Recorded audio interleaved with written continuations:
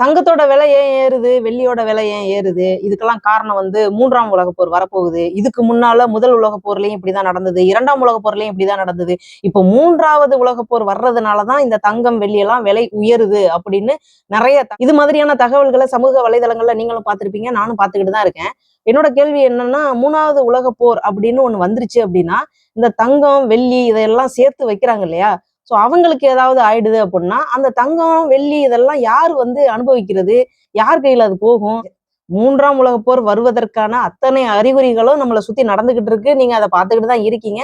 So முக்கியமா வந்து பார்த்தீங்கன்னா, நம்மளுடைய இந்த பகுதிய தான் ரொம்ப அதிகமா டார்கெட் பண்றாங்க அப்படின்றதையும் அரச புரசலா தகவல் குடுத்துக்கிட்டு இருக்காங்க. ஸோ கொஞ்சம் சிந்திச்சு செயல்படுவோமா? 3ஆம் உலகப் போர் முடிஞ்சதுக்கு அப்புறம் பண்டமாற்று முறைக்கு நமக்கு தேவைப்படுறது தங்கம், வெள்ளி இது போல உள்ள உலோகப் பொருள்கள் தான் அப்படின்னு சொல்றாங்க. சரி ஓகே அத அப்படியே வச்சுக்குவோம். 3ஆம் உலகப் போர்ல நாமளும் நம்மளுடைய சந்ததியும் உயிரோட இருக்கணும் அப்படின்னா, முதல்ல அடுத்தவங்களுக்கு கெட்டது நினைக்கிறதையும், கெட்டது பண்றதையும் நிறுத்துங்க.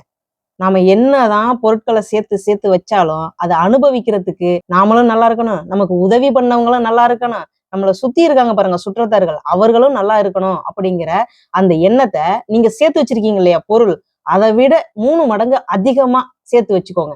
அப்பதான் நீங்க இந்த சேர்த்து வச்ச பொருளை அனுபவிக்கிறதுக்கு நல்லபடியா இருப்பீங்க அப்படிங்கிற அந்த தகவல் உங்ககிட்ட கொண்டு வந்து சேர்த்த அந்த ஒரு சந்தோஷத்தோட மீண்டும் அடுத்த ஒரு நல்ல பதிவுல உங்களை நான் சந்திக்கிறேங்க. நன்றி.